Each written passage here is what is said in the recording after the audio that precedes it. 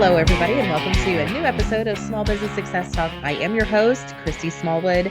First and foremost, I want to thank you, the listener or the watcher of this episode, who comes back every time, who shares it, who gives us great reviews, who loves to talk about it later. Oh, wait, are you not that person? Well, then you should be. Come on, share these episodes, share this show with those that you like. Especially if you're in business and you know somebody that's in business. These are great episodes where either I'm giving you what I know is my best business and life advice through Christy's Corner, or marketing mavens are always a great way to go. But also, my guests have a lot of their own expertise that they're bringing to the table. So you get to learn from other business owners what life is like for them, their best practices in their industries, as well as like what does success really look like. And I love the conversations that we have. Every single one of them has been fantastic. So there's always nuggets that you can take away and apply to your business now, some sort of contextual thing that makes you feel better about, oh, you're not in this alone. No, you're not. Whatever it is that you're going through, we are all going through it, or we have all gone through it. I was thinking through some other things when I was trying to record this episode earlier until my internet dropped. Thanks, Spectrum. That even like everybody I've talked to, we all have an issue with imposter syndrome. What is even up with that? Why? Like, we know what we're doing. We know what we're doing, at least to a degree. Most of us know what we're doing. Some days, sometimes know kind of what we're doing. That's how that works. We just lose a little bit of confidence. Now, today's episode here, I wanted to bring up a subject that sometimes is not real fun to talk about, but I'm going to call myself out. I'm going to call you out too, because I guarantee you probably don't even think about this in a day. Is that being a business owner means you are also the leader. And are you doing it well? Because as a business owner, that's a different skill set than being a leader. There was back in the day, and as a business owner, the person that is titled to lead the table. Okay, so think about that analogy. Back in the day, I worked for a company and I had a boss. He was a great boss, gave us everything we could possibly need to do our jobs all day long and be happy about sitting there and doing our jobs all day long. We had a fully stocked pantry of all the best snacks and drinks that we could possibly. We had the bottled water, we had fancy digs, we had those fancy Herman Miller seats, fancy ass seats. We had wonderful surroundings, like the best tech that we could possibly get. We had all of the best things, but it was piss poor leadership. He would play favorites. He would belittle people at times. He would ignore people a whole lot. He would even throw people under the bus when necessary for himself. He would never take real ownership of situations. He wasn't the best leader. He was a good boss. He gave us everything we needed to do our jobs, but we were miserable because of everything else. And I, at that point, was like, I don't want to be that. Where realistically, up until that point in my life, I had multiple opportunities where I was a leader of something. I had taught marching band for years, even in school. I was either like first chair of whatever instrument I was playing, or I was the captain of the color guard for a year until I became drum major. Like, I've been in leadership positions my entire life. I've been lead for a handful of ministries over the years. I again taught marching band. Like, that's a whole different episode. That's a different kind of beast there. But it still requires leadership skills. Fast forward to out of not working for somebody else, but being in my own business. I've also been on boards of directors for different organizations. I sit on 3 boards now, and the latest one had actually reached out to me to participate on the board. And I'm familiar enough with the organization. I'm like, I'm very hesitant and here are my reasons. And I gave her the reasons, and she said, valid reasons, but I think we can change that. I'm like, okay, all right, that's significant for me. It means something. And I also told her, I'm like, you need to do your due diligence of what it's like to have me on your board. I come in strong. I come in knowledgeable. I'm not afraid to speak my mind. I'm not afraid to call people out if they are not doing what they're supposed to do. Not afraid of the confrontation as long as it's healthy. I'm also not afraid to shut the shit down if it's too dramatic or toxic. So there's a lot of that kind of stuff. I know who I am and I know how I'm showing up, but there are times I completely fail as a leader of my own team. Today was a great example. As I was getting prepared for this particular episode, I went back to the website and I was like, what area, like what direction do I need to go? What have I covered that doesn't need to be talked about right now? What could I be covered? And I noticed there's three of our images that are just, or two of our images are just wrong, like either not there or wrong. So I messaged the team. I was like, hey, screenshot, the two of these need to be fixed. And they were like, oh my God, we're so sorry. Like, it's okay. Let's just thank you for fixing them. But I said to myself, I was like, oh, I don't have a quality control piece in this process. That's on me. I'm accountable for that. This is all of this. I own all of this. Then I need to own that. I need to own the fact that I don't have that piece in there. So now what? I have to make that decision. I now know that that's a gap for us. So now my next step as a leader that owns this brand is I'm going to empower my team to add that step into this process. Work amongst yourselves, quality control it. If something still gets missed, then we'll have an issue about somebody just not doing their job. Like that's a different conversation. But this whole thing about leadership and ownership. An owner is not always a great leader, but a leader needs to be a good owner. And I say that because there's so many owners out there of businesses, or the owners of the table, if you will. They're the head of the table, whether it be a president of a board or the boss in the room, whatever. Sometimes that lead person only knows how to be an owner. They give you what they think you need to do the job and they walk away. Like the job is now your responsibility. You do the thing. You don't do it, you're out. You get reprimanded, you get fired, you get whatever, but you're out. That's not a good leader. That's a leader who has shirked their own responsibility. They have shirked their ownership of the situation. I've served on my fair share of things, and there has been some real piss poor leaders out there. The ones that show favoritism, no, thank you. The ones who throw people under the bus, no, thank you. The play the blame game. Oh, it wasn't my fault. Somebody else did that. That's not on me. Nope, I don't accept that either. That's not good leadership because you didn't own the situation. You want the title so that you sound fancy and important, but you're not willing to take the ownership of what that position is in significance in relation to what's going on with the people that are helping you get everything done. My people are amazing. I have an amazing team, and I will do whatever it takes to keep empowering them to do what they're gifted and skilled and trained for. And as long as they feel confident and they enjoy what they're doing with me, I'm pretty sure they'll stay with me until they outgrow me. And I'm so grateful I get to be a part of their success journey because I'm the one that they're going to look back on fondly. I kind of like that, but it takes a lot on my part because and I chuckle, with great power comes great responsibility.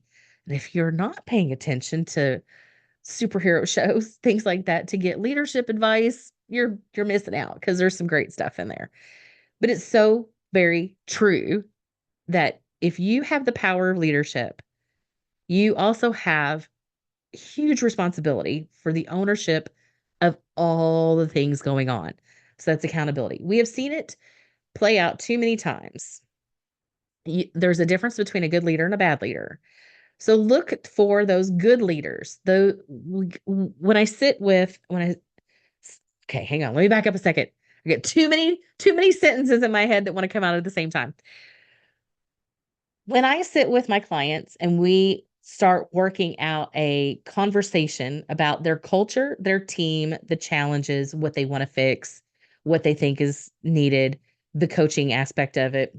When I sit with that owner, that leader of the group, one of the first things that I walk them through is, well, give me an example of who you see to be a great leader that you admire and respect as a great leader, and visualize that person. And they do. And then, okay, what are the characteristics that make them such a great leader to you? What are those characteristics? When they come back with their list of characteristics, a lot of them are, confidence, um, respect, integrity, transparency. Like there's a whole list of options that come out. And then I will very directly look at them and say, do you have those characteristics in you? And most of the time they tend to, lower their head. I'm like, nope. Like they don't feel like they have anything in common. Every once in a while I get that person like, yeah, I'm better than that. I'm like, well, then you're not my client, because clearly if you are the person who thinks you already know everything, I can't work with you. You need somebody else. I can help you find that somebody else. I got a handful of those that I would refer to. But anyway, I digress. When you discover that there's a gap in who you admire and who you are right now, that's when we start working on how open are you to training. Because I believe every great leader got there through training of some sort. Everybody can be trained to be a much better leader than you are today. I'm a great example of that myself. If you're looking at this video, you see like this little corner that has a handful of awards in it. That's attribute because I'm constantly participating in my own training to be a better leader and a business owner and a marketer and a better person just in general. I feel like I need to have that on a regular basis. So when we look at those examples out there of really great leaders, we also have examples of not so great leaders. I am not the person that's going to look to a politician to be a great leader. They just aren't. I think a lot of them are fantastic marketers. I think that there's a lot that have done nothing but manipulate the system. There is nothing but a blame game going on. And I just flat refuse to talk about politics as much as I possibly can because one, I get too fired up about it. And there's already enough drama and toxicity around politics nowadays. And two, that's not what this show is, nor do I want it to become that. But we see a lot of not so great examples on both sides of that. Of it doesn't matter which color you bleed, there's a lot of not very good examples. So you can also learn from what you don't want to become. But the great examples, doesn't even have to be from today. It can be from the past. It doesn't even have to be a real person. It could be the epitome or the idealization of what you think is a great leader from a favorite show that you may have. It has been an interesting conversation over the years with my clients because my clients fall under that small to medium business, typically family owned. So the anytime I do group trainings or coaching or whatever, I will put my clients through an onboarding process that includes a personality assessment and core value assessment. So I get a much better sense of what you're about and how you're going to express yourself. And it helps tremendously. Now, you can't be going around doing that to just a general population. I've threatened to do that in a dating scene, but that's a little much. People have said that's not a good idea. I think it's a fabulous idea, but it might be a little off-putting. So again, idea for a different day. But once I put them through this, I now know their core values. And it has yet to fail. 95% of the time, a family owned business is going to have family as their one of their top three values. And when you have family as a top three values, it's also not a stretch to learn that a leader that they admire most comes from their family, whether it be a parent or a grandparent, great grandparent, somebody in their family they have admired as a great leader. And it's just heartwarming and it's awesome. But again, for somebody like me, I don't look to my family. I look towards, other people I've learned about in history that I've admired greatly. It could be anybody that's even been on a stage, like a Patsy Cline, for example. She's one of my favorites. But Dolly Parton, hello. Um, all the way back to the most important leader I've ever discovered, Jesus of Nazareth. Hello. Now, this is also not a religious podcast. Don't get me wrong. But let's talk about Jesus for a hot second. As a leader, even if you are not a Christian, you don't believe in God, you don't believe in any of this stuff. If you would just go read the Gospels from a leadership perspective and you watch how Jesus goes and he picks these knuckleheads, for lack of a better term, out on purpose and puts all these different guys together to formulate his 12. And then you've got women as part of it. So the Marys and other women who are supporters. And but those 12 apostles, as they're called, have been brought together and they're totally different. So you have a board table of 12 people sitting around here, and it is up to you as the leader to get them to all understand the mission, live it, be just as passionate as you, and do it all according to their own personalities, trauma triggers, own issues, own skill sets and gifts, talents, everything that that individual brings to the table.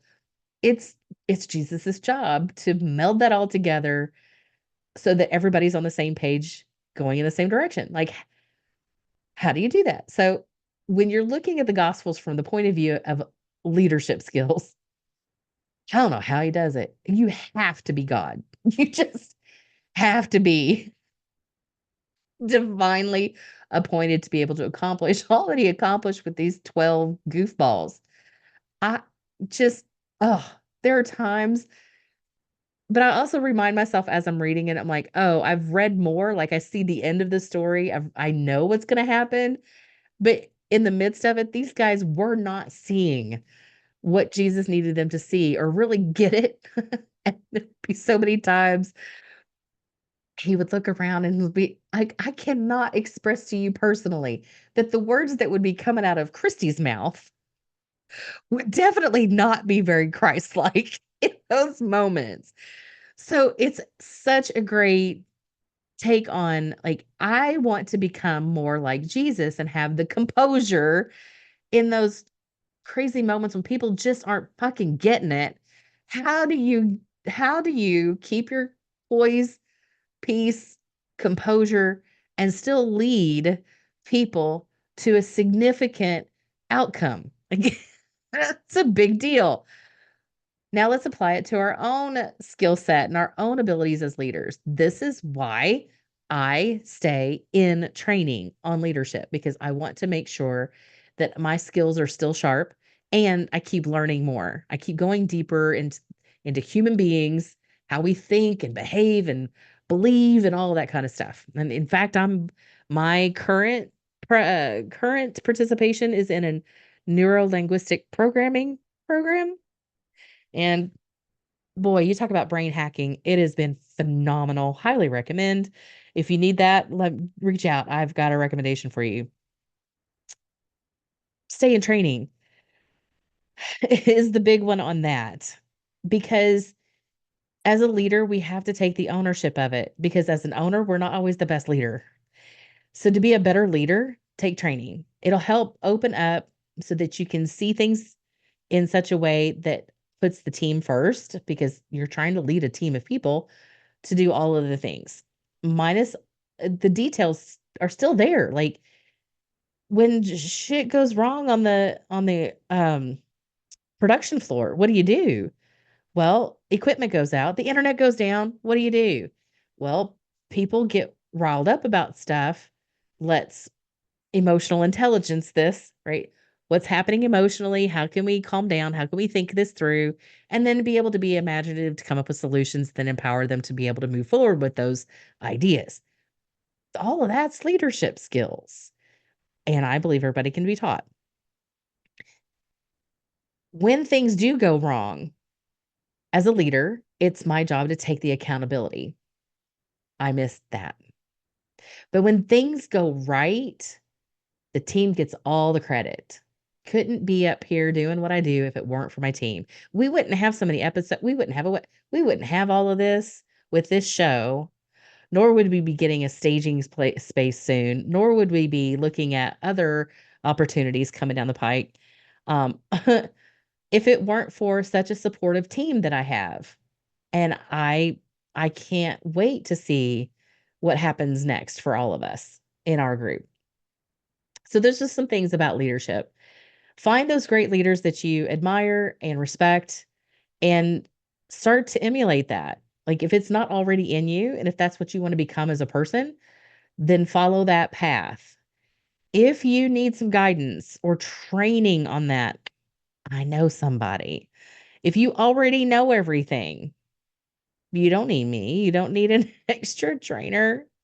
You go on about your business. Um, but as a leader, we have a great responsibility to our people and to ourselves to do it well.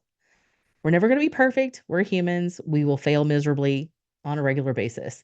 But that doesn't mean we don't have credibility and that we do know what we're doing. So don't let the doubt seep in. Don't even let it throw its little seed around because that's what creates imposter syndrome. Do not doubt. Don't allow it anymore. It's not allowed.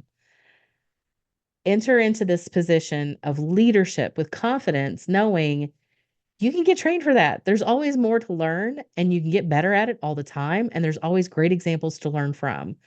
And there's also bad examples to learn what not to do in leadership. But that's the conversation about leadership today. I hope that you took something away from it. If nothing else, go stay in training for it. And that's been the episode. I've been your host, Christy Smallwood. Thanks for listening. Remember to share us with your friends. Hit that subscribe button so you get notified and leave us a great review. Appreciate it.